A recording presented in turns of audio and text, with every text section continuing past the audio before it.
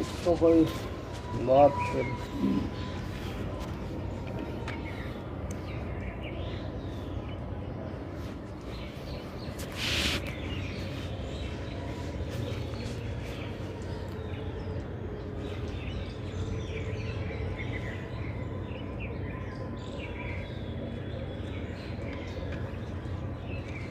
आम आदमी का जीवन महाराज जी होना कैसा चाहिए? आम आदमी का जीवन जैसा आम है ऐसा ही होना चाहिए। जैसे अंतरात्मा कहे, जैसे अंदर से आवाज आए, जैसे अंदर से कर्म करने के लिए कहे, तो वैसा ही कर्म करना चाहिए। जय हो, जय हो, जय हो। ये आम आदमी का ही जीवन है कि भाई सब जगह यही आवाज़ है, पूरे वर्ल्ड में यही आवाज़ है कि चोरी जारी मिथ्या और सब इच्छा है। ये आम जीवन है, ऐसा ही मतलब जीवन का स्वरूप यही है। यही जीवन जो है प्राणी मात्र में भी है। आप देखते होंगे कोई आदमी को छोड़ करके, ये आदमी ने कहा है ये ऐसा कि भाई चोरी जारी मिथ्या गलत है, ये सब ये आदमी के समाज में है, आदमी ने कहा। और जो प्राणी है अन्य, उनमें ऐसा कुछ है नहीं। प्राणी कोई भी है चोरी नहीं करता। जैसे वो कुछ खाते हैं, उनका पेट भरा, जय हो, जय हो, आपने चल दिए, सामने वस्तु पड़ी है उसको भी छोड़ के चले गए, संग्रह नहीं करते हुए। वो किसी तरह का भी संग्रह नहीं करते। प्रकृति ने जो निश्चित कर दिया उससे अतिरिक्त उनके अंदर कोई विचार ही नहीं बनता। वे लड़ते हैं तो भूख प्यास के लिए लड़ते हैं एक दूसरे से, भाई मैंने खाना है, मैंने खाना है। वो पेट भर जाता है तो छोड़ कर चला जाए, चाहे कोई खाए ना खाए, उसको इसमें। तो इन सब प्राणियों में मनुष्य विशेष है। तो मनुष्य विशेष है, कर्म करने की स्वतंत्रता है, विचार करने की स्वतंत्रता है, सीखने की स्वतंत्रता है, सीख लेता है, समझ लेता है, आगे आने वाले समय में मेरा क्या होगा उसको भी समझ लेता है, गलतियों से सीख लेता है और त्याग भी कर देता है और लोभ भी कर लेता है, अच्छा भी कर लेता है, खूब बुरा भी कर लेता है, पश्चाताप भी कर लेता है। ये आदमी को मतलब आदमी सृष्टि में एक ऐसा प्राणी सृष्टि ने बनाया कि ये सृष्टि को अंत तक भी जान लेता है और सृष्टि का और अपना भी विनाश कर लेता है। ये आदमी में इस तरह की विलक्षणता है कि ये नरक में भी जा सकता है, स्वर्ग में भी जा सकता है, सृष्टि को बढ़िया बना सकता है, खराब भी बना सकता है। मतलब ये समझ लो कि ये स्वतंत्र कर दिया, हर तरीके से मनुष्य को प्रकृति ने स्वतंत्र कर दिया और कोई भी प्राणी ऐसा नहीं है जिसको स्वतंत्र किया। मनुष्य को पूर्णतः स्वतंत्रता है, पूर्णतः हर प्रकार की स्वतंत्रता है, कुछ भी कर सकता है। और इसको सब चीज़ों के साथ सबसे विशेष ज्ञान भी दे दिया, विशेष ज्ञान। यही इस सृष्टि में अति सूक्ष्म सृष्टि को भी जान लेता है और यही इस सृष्टि में जो अत्यंत स्थूल है, पूर्णतः स्थूल है, स्थूल के चरम तक सीमा तक जा सकता है। और सूक्ष्म की चरम सीमा तक जा सकता है। संपूर्ण जय हो नारायण। संपूर्ण सृष्टि के बारे में, उस विज्ञान के बारे में पूर्णतः जान सकता है, और ये मनुष्य अपना सर्वनाश भी कर सकता है, औरों का भी कर सकता है, सबसे भ्रमित भी हो सकता है, और कोई प्राणियों में ऐसी घटना नहीं घटती। ये मनुष्य अत्यंत भ्रमित हो सकता है, मनुष्य आत्महत्या भी कर लेता है, आत्मा की हत्या कर देता। आत्मा मरती नहीं, मनुष्य आत्मा की भी हत्या कर देता। और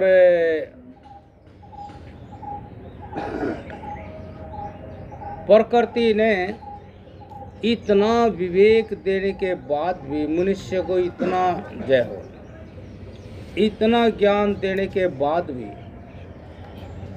जय हो जय जय जय जय उसको पहले सूचित भी कर दिया, और हर वक्त करती भी रहती है प्रकृति इसको, और मनुष्य सुनता भी रहता है। देखिए, लेकिन फिर भी मनुष्य गलती कर देता है, क्योंकि उसको छूट है। जैसे कि ये आवाज़ है कि चोरी जारी मिथ्या, और चाहे कोई इच्छा,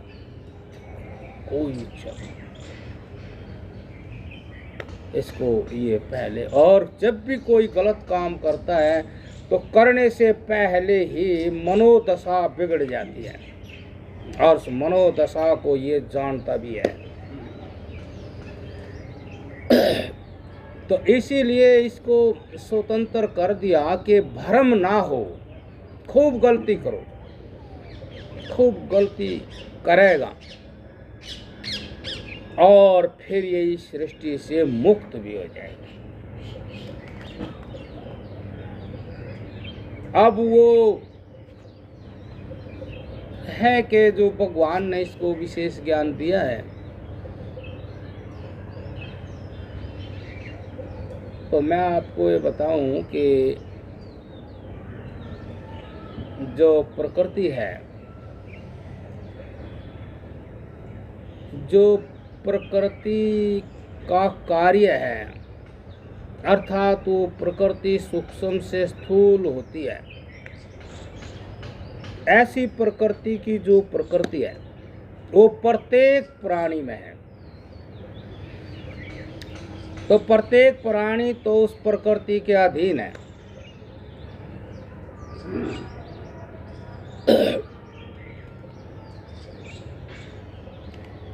तो लेकिन अधीनता में उसको कोई विवेक तो है नहीं किसी प्राणी को। जो भी प्राणी जिस जगह है वो उसी को अपना स्वरूप, अपना आपा समझता है। जैसे कि एक मैं भिक्षा जा रहा था, तो एक गर्मी थी, काफ़ी, तो एक सूरी थी। अब वो उसमें पानी थोड़ा भरा हुआ था, तो गर्मी, सर्दी, गर्मी, भूख, प्यास, मान पान, ये सब प्राणियों को समान होते हैं। राग द्वेष सब प्राणियों को समान होते हैं। उसको भी गर्मी लगी हुई थी। उसमें वो अपना जय होना है, उसने अपना उस कीचड़ में ऐसे मुंह धसा करके धसती चली गई। धस करके फिर उसने बड़ा लंबा सांस लिया, सुख का सांस लिया, सुख का। उसने इस बात की कोई चिंता नहीं है कि मैं सूरी हूँ, मैं पशु हूँ, मैं कीचड़ में पड़ा हूँ, अब मैं कीचड़ में सुख माने हुए हूँ, कोई विचार। और मेरे से और प्राणी हैं, वे कैसे हैं, उनका अनुभव कैसा है, इन सब प्राणियों में मनुष्य भी प्राणी है, यो कैसा है, यो क्या सुख, क्या अनुभूति इसकी, यो कैसा, मुझे और अपने में क्या फर्क समझ रहा होगा, ये ऐसा उसको कोई विचार नहीं। बा उसमें वो जय हो नारायण, जय हो जय हो जय हो, उसने उसमें पूर्ण सुख अनुभूति हुई।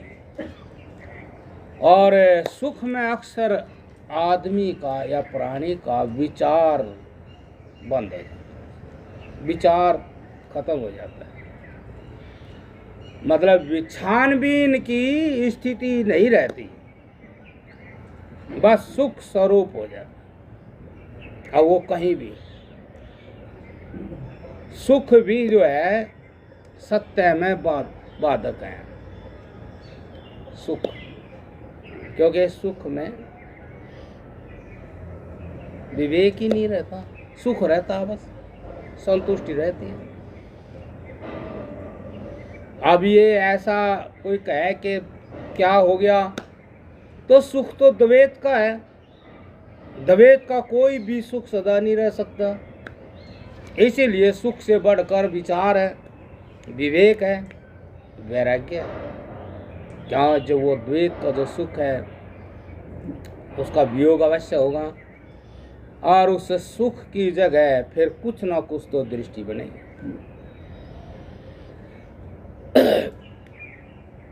ऐसे मतलब कोई भी प्राणी जहाँ है वो उसमें कुछ जागृति नहीं आती, ऐसी कोई नया ज्ञान नहीं होता। जहाँ है वो उससे अन्यथा कुछ जानता पहचानता नहीं। इसीलिए और जितने प्राणी हैं उसमें ये एक प्रकार की कमी मानी गई, दोष माना गया। लेकिन मनुष्य जो है ये बुराई करता है, गलती करता है, तो ये मुक्त भी होता है। ये गलत को जानता है तो ठीक को भी जानता है। तो इसलिए ये स्वतंत्रता गलत नहीं है, ये ठीक है कि आपके सामने जो है इसमें भ्रम खत्म कर लो। ये आपको वास्तविक ज्ञान के लिए है कि जो भी आपको अब क्या है, जो वो प्राणी है, जो प्राणियों के अंदर प्रकृति है वही मनुष्य के अंदर प्रकृति है। अब मनुष्य बरतेगा तो उसी तरह, लेकिन मनुष्य में विशेष ज्ञान होने से वो उससे आगे निकल जाएगा। ज्ञानेंद्रिया प्रत्येक प्राणी में है, कर्मेंद्रिया प्रत्येक प्राणी में है। समझते सब हैं, लेकिन वे इतना ही समझते हैं जितने वे हैं, जितना उनका जीवन है। ऐसे उन प्राणियों से उस प्रकृति का विकास होते होते ये मनुष्य शरीर भी इसी में है। तो जो जो उन प्राणियों में घटित होता है वो इसमें भी घटित होगा और ज्यादा भी घटित होगा। जो वे प्राणी जितनी प्रकृति में जैसे बरतते हैं ये उससे और भी गलत बरत सकता है ना, मतलब गलत बरत सकता है। बहुत बहुत इतने गलत तक इसने वे छुपाने पड़ते हैं, इतने गलत भी ये बरतेगा, क्योंकि इसने तो उस वस्तु का संपूर्ण जिज्ञासा उसकी इस संपूर्ण वस्तु का ज्ञान करेगा, ये तसल्ली होगी इसको। जब आत्मा जब ही लौट कर आएगी जब वहां उसको पूर्ण ज्ञान हो जाए। जब तक उसको अज्ञान है तब तक आकर्षण है, और तब तक आकर्षण है तब तक अच्छाई और बुराई सब। अधिक तो बुराई होती है आकर्षण में, अच्छाई नहीं। इसीलिए इसमें प्रकृति ने कोई दिक्कत नहीं है, प्रकृति अविनाशी है, प्रकृति ने कोई दिक्कत नहीं है। प्रकृति ने दिक्कत हो जाती है जब वो अधोगमन में रहता, ऊर्ध्वगमन में नहीं जाता। मनुष्य ऊर्ध्व गति को नहीं प्राप्त होता। आपको हम बताते हैं कि हमारे शरीर में एक सेंटर है, और हमारी चेतना उस सेंटर से मतलब सब और घूमती है, लेकिन उस सेंटर से जब हमारी चेतना, अर्थात जिस दिन हम ये समझें कि भौतिक सुख में हमारा ह्रास है और सब प्रकार का ह्रास है, सब प्रकार से निंदनीय हो जाते हैं, आत्मा में भी और समाज में भी, तो फिर वो जो सेंटर है उससे हमारी चेतना जागृत होती है। तब हम अपनी एनर्जी को समेटते हैं। जब वो सिमटनी शुरू होती है और उस पॉइंट से ऊपर चलते, इसको ऊर्ध्वगमन कहते, ऊर्ध्व गति, ऊपर की तरफ। ऊपर की तरफ का मतलब ये है कि जैसे हम प्रकृति ने सब प्राणियों से श्रेष्ठ बनाए और विशेष ज्ञान दिया, तो अब हम ये तो प्राणियों में श्रेष्ठ थे हम, लेकिन जो प्रकृति की जो संपूर्ण श्रेष्ठता है, उस संपूर्ण श्रेष्ठता में, उस संपूर्ण श्रेष्ठता की चोटी पे जो वो व्यक्ति पहुंच जाता है, यही प्रकृति की रचना का परिणाम है। जो प्रकृति ने रचना की है, तो प्रकृति की रचना का प्रयोजन है कि जो प्रकृति का चरम है वो कितना विलक्षण है, जिसके लक्षण किसी चीज से नहीं मिलते, उसको मनुष्य ने जानना है, पहचानना है, और जिज्ञासुओं के लिए बताना भी है। यदि व्यक्ति ऊर्ध्वगमन की तरफ नहीं चला, गति नहीं हुई, तो प्रकृति को दिक्कत होती है। अब जो प्रकृति ने पुरुषार्थ किया है, जो प्रकृति का स्वभाव था, जो इस तरह का ऐश्वर्य है प्रकृति का, तो उसको दिक्कत होती है कि हमारे ऐश्वर्य का जो चरम था वो व्यक्त नहीं हुआ, वो व्यक्त नहीं। मतलब कि आदमी आदत से लाचार हो जाए, ये आदत से लाचार हो जाए, आदत से लाचार हो जाए और उसको महसूस ना हो, बुराई महसूस ना हो। जैसे बहुत से लोग हैं भाई नशे के आदी हो जाए, नशे न तो नहीं इतना मानते, उसको तो कह दे बेचारा क्या करे, बस ये तो नशा करके गिर जाता है, कहीं नाली में गिर जाता है, बोलने लग जाता है कुछ कुछ। और भी बहुत से हैं जिनके अधीन मनुष्य हो जाता है, विषय बहुत अधीन हो जाता है। प्रकृति के लिए वो मतलब अनुकूल अवस्था नहीं है। जो प्रकृति उसके लिए अनुकूल अवस्था नहीं है। प्रकृति ये समझो कि विकार ग्रस्त होती है प्रकृति। जैसे किसी आदमी में विकार आ जाए, कोई रोग आ जाए, इससे प्रकृति अस्वस्थ होती है। और इस अस्वस्थता से प्रकृति की जितनी भी शक्तियां हैं वे दिक्कत मान लेती हैं। जैसे कि पुराने आदमी कहते हैं भाई वो मतलब सागर का, चलो वैसे ही समझ लो, इस संसार सागर का, या भाई सागर का मंथन किया तो उसमें कुछ ऐसी चीज भी निकली। देखो वो थी, उसमें मंथन करना था। क्या सिस्टम है? मंथन करना था, वह चीज उसमें थी। मंथन करने के विवश थे, मंथन करना ही था तो वो चीज उसमें थी, वो निकलनी थी। और वो चीज निकली तो सब उससे ग्रस्त हो गए, वो सब के चढ़ गई, दुखी हो गए। तो भाई दुखी हो गए, ना ढंग से जिया जा, ना ढंग से मरा जा, ना कुछ समझ में आए, ऐसे हो गए।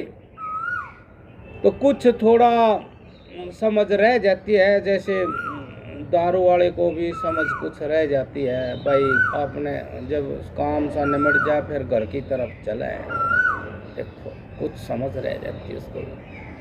और नहीं तो इतना गए हाथ लगा के चला गया, समझ नहीं रह जाके उधर ही जा रहा हूँ जहाँ मैंने जाना। ऐसे कुछ समझ रह गई तो उनने तेरी ये बता रखी है कि भाई महादेव के पास चले गए। तो उनने वे बैठे थे तो फिर जागृति आई तो उनने देखा भाई कैसे बैठे हो, अब हम परेशान हैं। क्या आप किससे परेशान है कि ये ऐसा इसका ऐसा मतलब ये ऐसा सवार हुआ कि हम अपने बस में नहीं रहे। मतलब माने उन्हें कि ये जहर के समान है, विष के समान है ये, भाई हमें तो ऐसा लगा मर ही जाएंगे। उनने फिर कहा फिर अगर आप कुछ समाधान करो या आप इसको संभालो।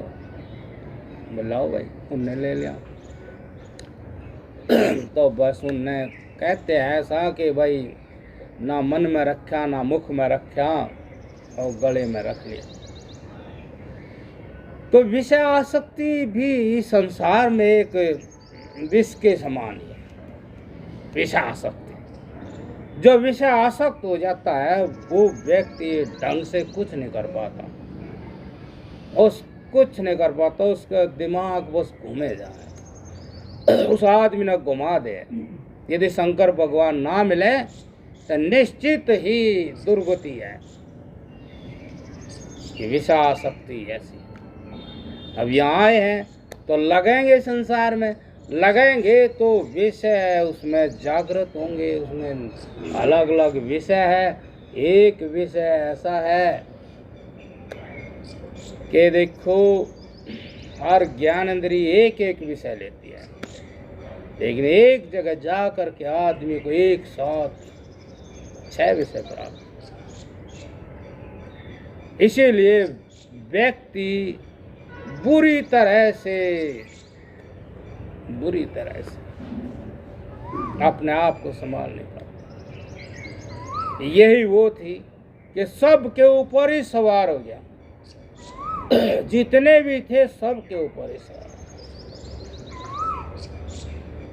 अब उसमें यही था, अब भाई ये इस संसार के जो विषय हैं ये तो है ही, जन्म ही हो गया। जब जन्म ही हो गया तो इनसे तो वास्ता पड़ेगा ही। अब वो विषय आसक्ति, अब विषय आसक्ति का समाधान है शंकर। किस अग्नि में या तो जलो या इस अग्नि को अपने अंदर बुझाओ, देखते कब तक जलेगी। सबसे बड़ा काम है, इसीलिए उनको महादेव कहें। सबसे बड़ा काम उनने किया था, देवों के देव महादेव। ये जो विषय आसक्ति है, ये जो कुछ ना कुछ इस संसार में बनने की इच्छा है, जो खाली नहीं रह सकता। हाँ देखो, एक बात है, महात्मा लोग ऐसा कहे, आकाश वृत्ति। आकाश वृत्ति,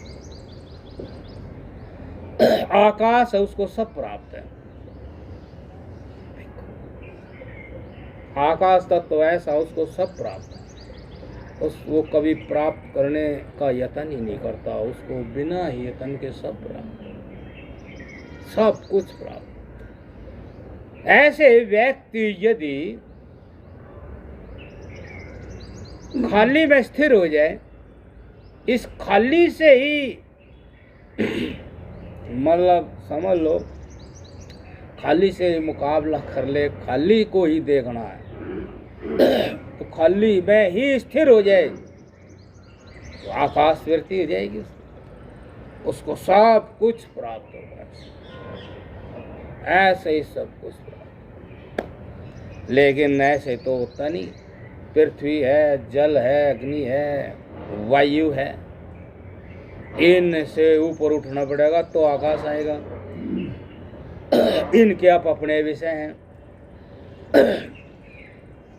पृथ्वी के अलग विषय हैं, जल के अलग विषय हैं, अग्नि के अलग विषय हैं, और वायु के अलग विषय। इनकी आप अपनी सृष्टि है, इनका आप अपना बल है। तो जब हम यदि इन मतलब आकाश वृत्ति में जाना है, तो आपने जहाँ हम जन्मे, मूलाधार है धरती, तो आपने धरती से मुक्त होना पड़ेगा। धरती के विषयों के जो आकर्षण है, आप देख रहे होगे, रॉकेट जब उड़े है तो धरती का आकर्षण तोड़ना पड़ेगा उसको, यहीं पावर बनानी पड़े। तो धरती का आकर्षण कितना है, तो पावर उतनी डाल लो इसमें, तो आपने भी पावर बनानी पड़ेगी। धरती के विषय जल्दी नहीं छोड़ सकते, और मूल आधार सबका धरती है, जीवन आधार सबका धरती है। तो आकाश वृत्ति में जाकर के व्यक्ति करता हो जाता है। और वहाँ यही बात थी कि जब उनने उसको ले लिया, सब लोग वहाँ बैठे रहे और लेने वाला भी बैठा रहा। तो फिर वो अपने जागृति में आए, उनने देखा, उनने कहा, आप कैसे बैठे हो? कि हम तो ये देख रहे थे कि भाई यो जो था, यो इसका क्या होगा आपके साथ, कैसे हजम होगा, कि आपको भी बावड़ा बना होगा, क्या करें। तो ये जो विषय आसक्ति है, इसमें जो साक्षी होता है, साक्षी, अब साक्षी है कि आप काम करो तो बस काम और आप ही हो वहाँ, तो फिर आप साक्षी कहे जाएंगे। आप कोई भी काम करो तो फिर आप में और ना हो कुछ, जैसे कह दे भाई इसके अंदर तो कोई ऊपरी हवा आएगी, है नहीं, ऊपरी हवा नहीं आनी चाहिए। ऊपरी हवा मतलब काम नहीं आना चाहिए। वो काम ही तो था जो शंकर जी ने मन में भी नहीं रखा और मुख में भी नहीं रखा, पड़ा रहेगा रास्ते में। रास्ते का तो कुछ नहीं है, यदि मुंह में होगा तो कुछ ना कुछ बोलेगा, चर्चा करेगा, मन में होगा तो बवाल उठाओगा, अब मन के तो बस है तन, मन में तो बहुत बल है। मन तो ऐसे बलवान हो रहे हैं जैसे बाली के सामने जो आ जाता तो उसमें उसका भी बल आ जाता। ऐसे मन के संपर्क में आत्मा तो है ही, और बाहर की कोई भी वासना उसमें पड़ी है तो उसमें कोई गुना बल आ जाए। बाली की तरह ये बाली है काम। मन के अंदर वासना पड़ी और उधर आत्मा का प्रकाश मिल गया तो बलवान हो गया। देखो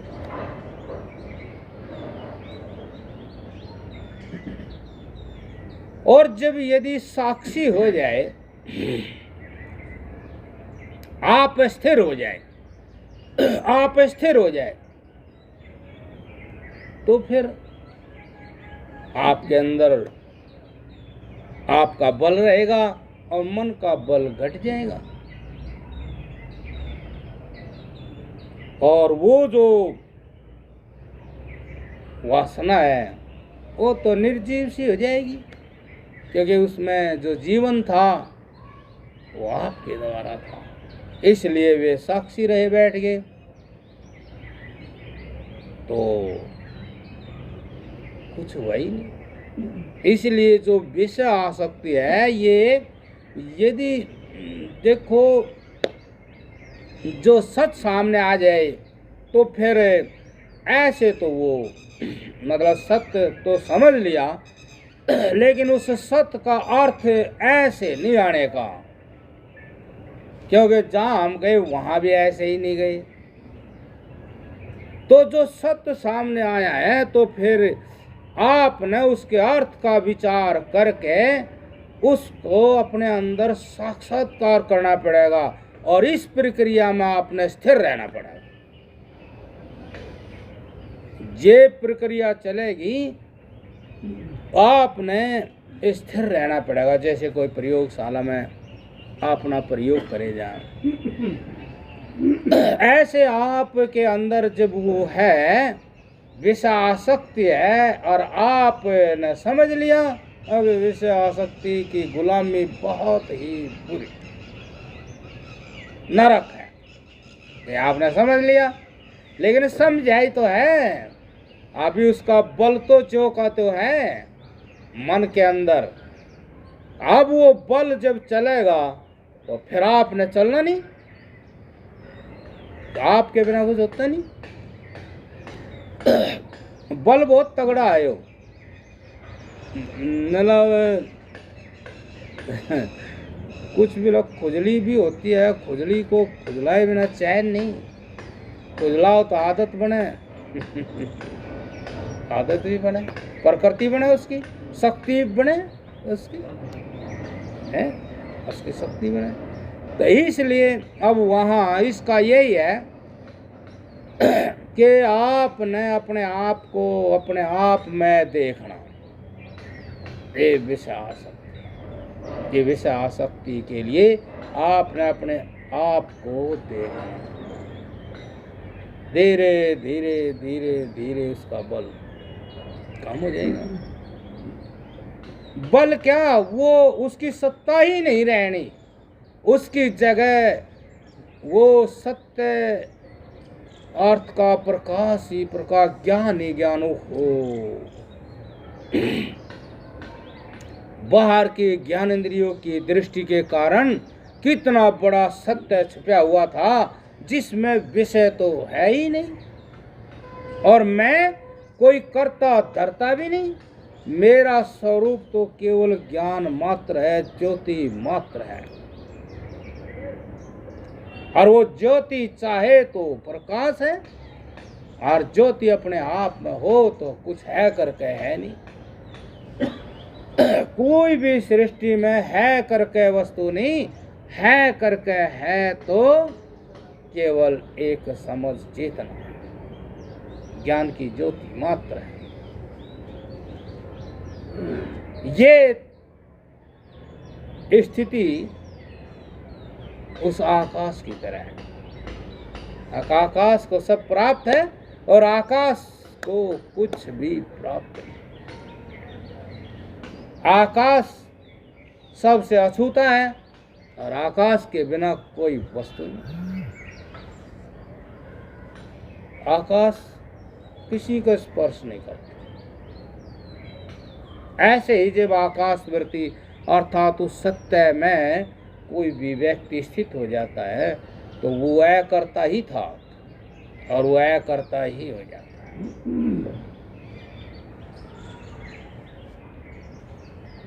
अब इसके लिए इतना तो करना ही पड़ेगा ना कि भी हम गए हैं तो लौट कर आना ही पड़ेगा, लौट कर आना पड़ेगा।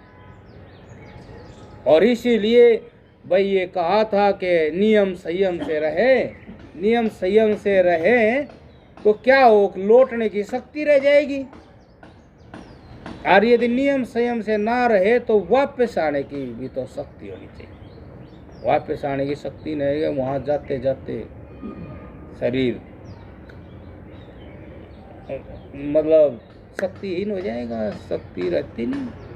वजन नहीं कई पर आप मान ले, हाँ भाई वहाँ जैसे हमने की तो हमारे शरीर में शक्ति थी, जैसे कोई भी काम किया तो शक्ति थी।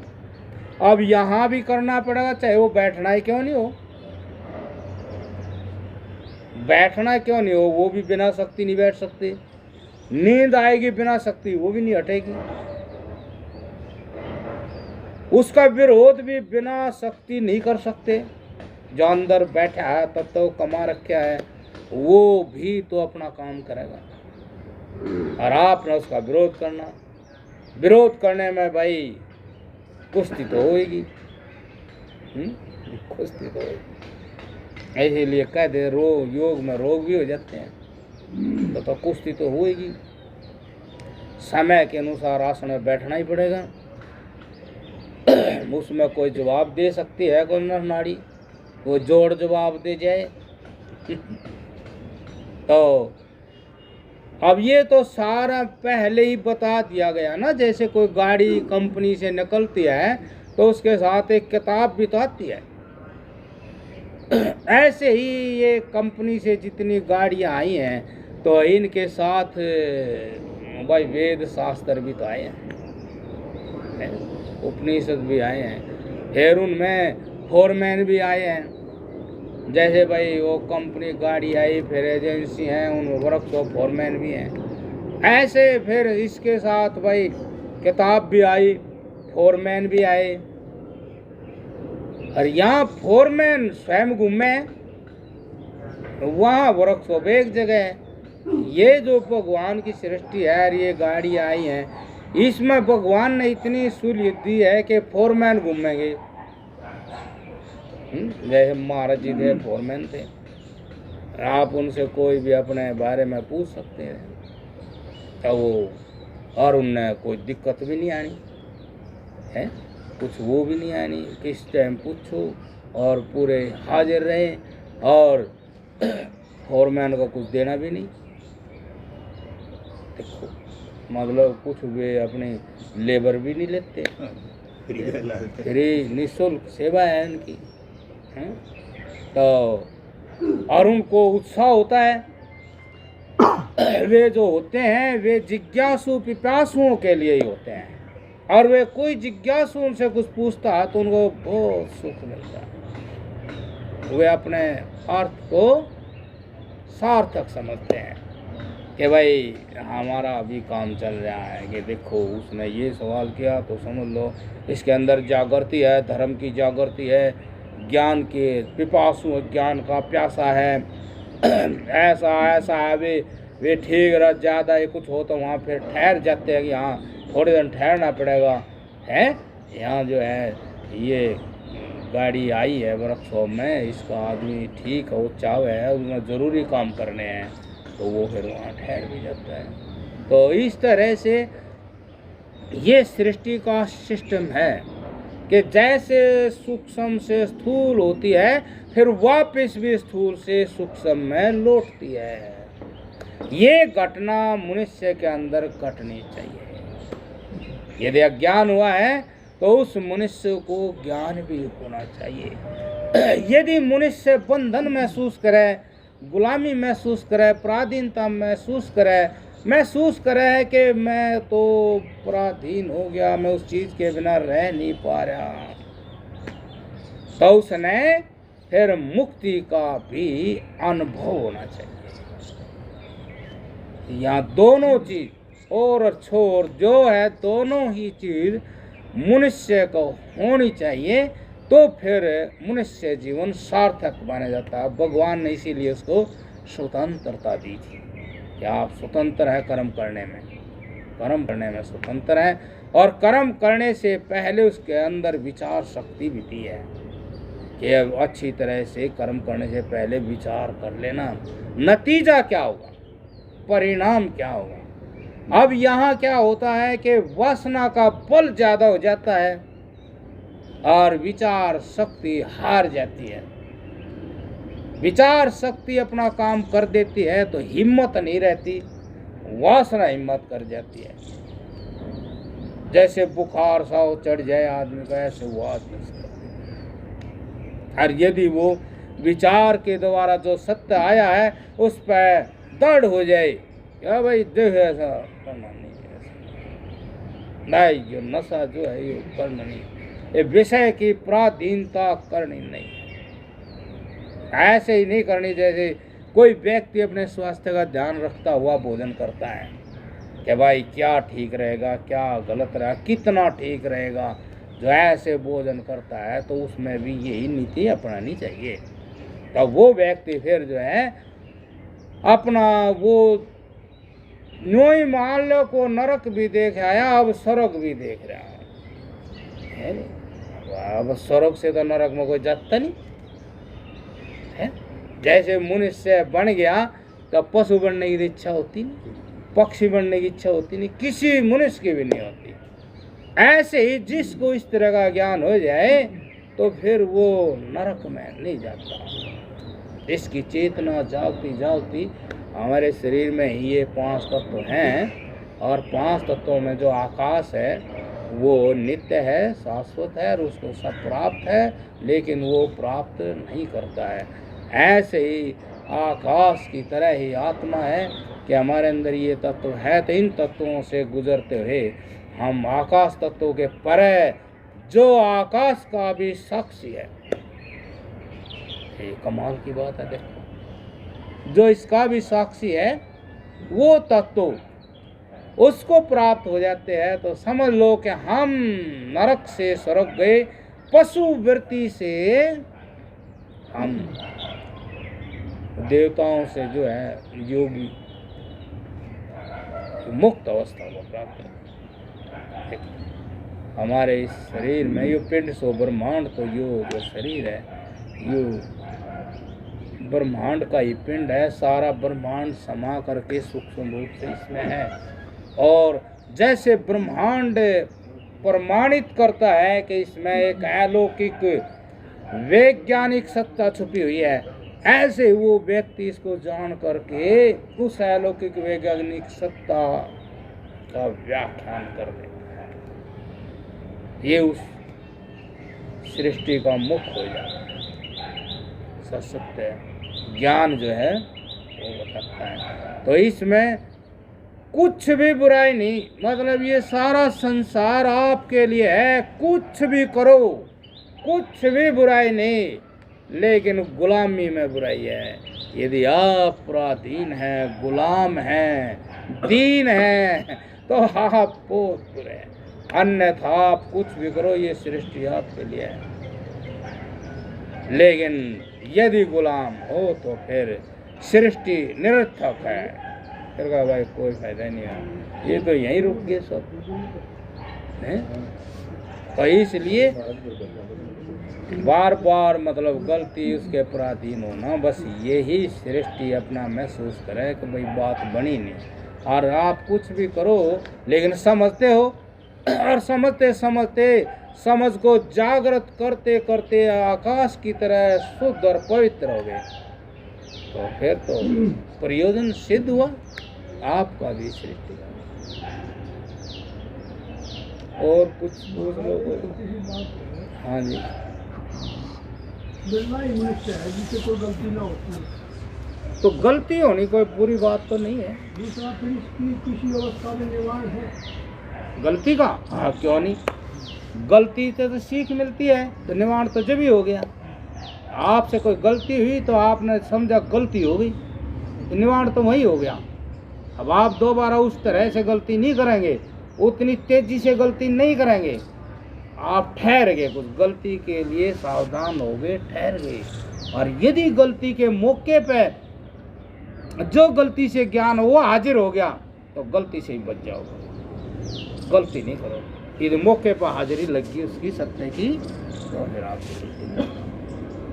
अब मौके पे नहीं सचेत हुए तो फिर तो देखो आप में दोष माना जाएगा कि आप ढीले आदमी भाई, जब वो बताया था गलती हुई, मतलब संपूर्ण सृष्टि ने ज्ञान दिया था भाई गलती होगी, और तेरे अंदर भी जो आत्मा है वो कह रही थी गलती होगी भाई।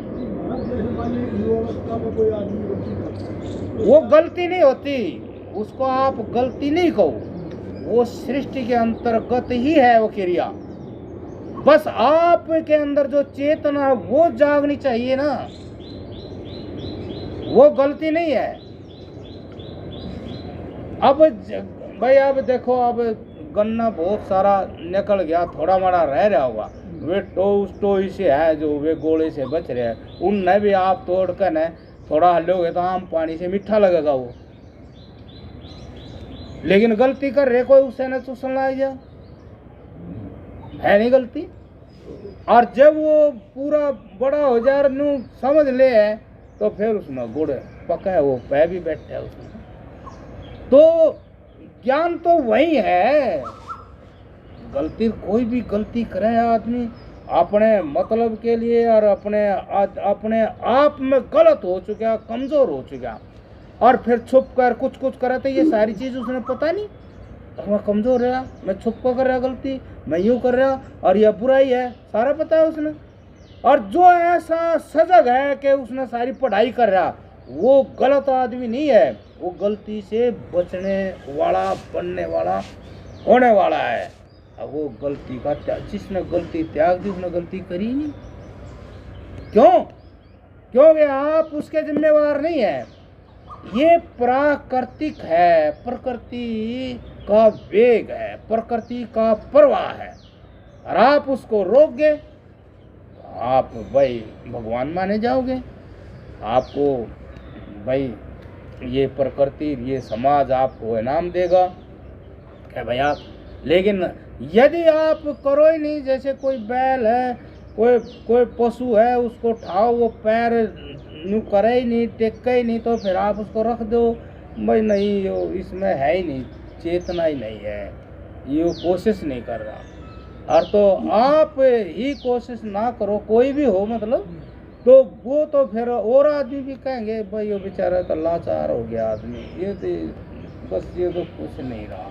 देखो तो गलती नहीं है, वो तो प्रवाह है प्रकृति का, उस प्रवाह को कंट्रोल आप करने वाले बनते चले जाओ तो आप गलत नहीं हो भाई। एक तरफ प्रवाह, एक तरफ आप वो बंद लगा है भाई। ये पानी मान ले, एक ऐसा एक खेत था, उसमें पानी आकर चढ़ा था, तो वो खाड़ था, वो उसके ऊपर का उतर सारा कौनबा कसी लेगा और भाई लाइन लग जाती है। देखिए हैं कितना मट्टी था उधर, और वो अब घूमे जा क्यों भाई, पानी दिक्कत चढ़ा था।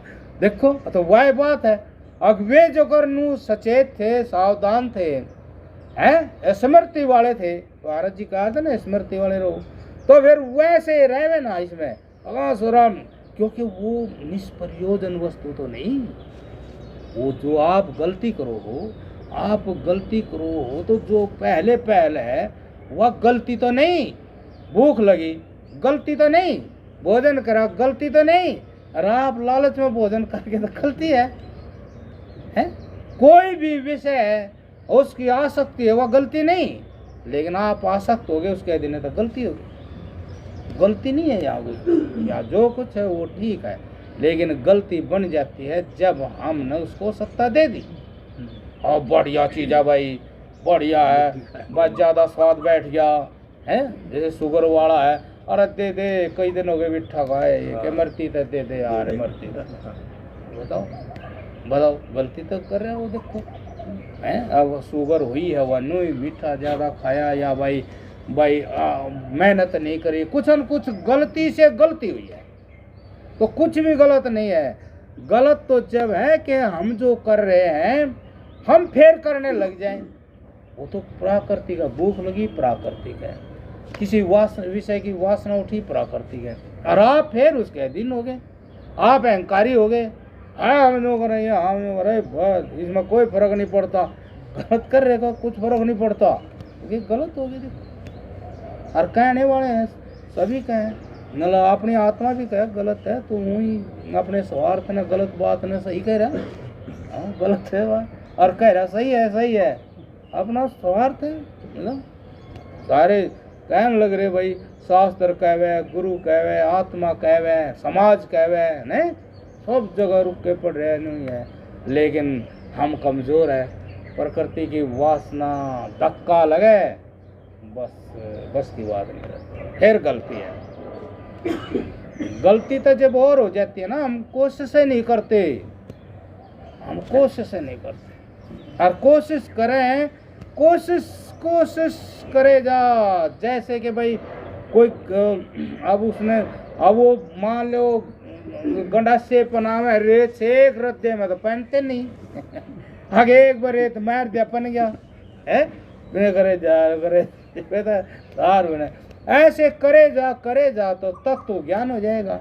और मान लो तत्व ज्ञान नहीं होता भाई, लगे रहो, उधर भी लगे रहो और उधर भी कीर्तन करे जाओ, श्री राम जय जय राम, लगे रहो इस तो कुछ नहीं होता। उधर क्यों, वो जो करने वाला देवता बैठे हैं, उस पे कार्रवाई हो तो बात बने। ये तो हमने वो ही सीख लिया, जैसे वो सीख लिया, जैसे उसका अधीन हो गया था इसका अधीन हो गया, जय हो, ये हो गया।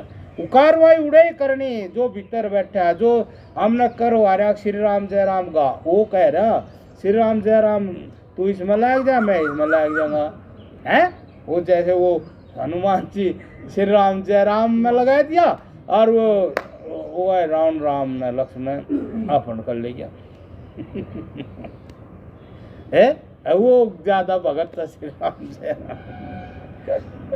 काम उसका यो था चौकस रहे, उसका काम यो था कि तू संतरी है आगा, भगवान अंदर खतरे बहुत हो रहे हैं, चौकस रहे।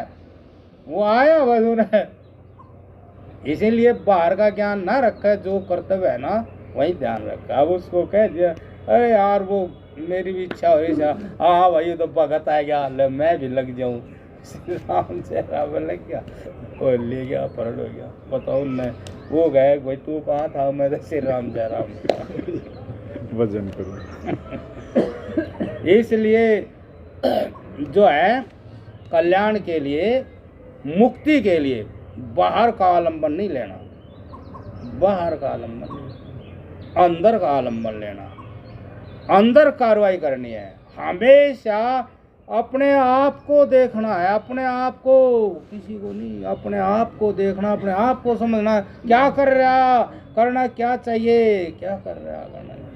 आम आदमी भी कह दे, जब चलते हुए ठोकर लग जाए, तेरा ध्यान ठिकाने नहीं था, कैसे तेरा तो ध्यान ठिकाने नहीं था, अब भाई जवार बरसों कुछ काट रहा दाती रहा, तेरा ध्यान ठिकाने नहीं था, हाँ ध्यान ठिकाने नहीं था। ध्यान का मतलब क्रिया में केंद्रित रखो, ज्ञान को बिखरने ना दो, तो फिर आप तत्व निचोड़ को जान जाओ। निचोड़ जानने के बाद जहाँ बैठे हो वही मौज है ना, संपूर्ण का, ठीक है।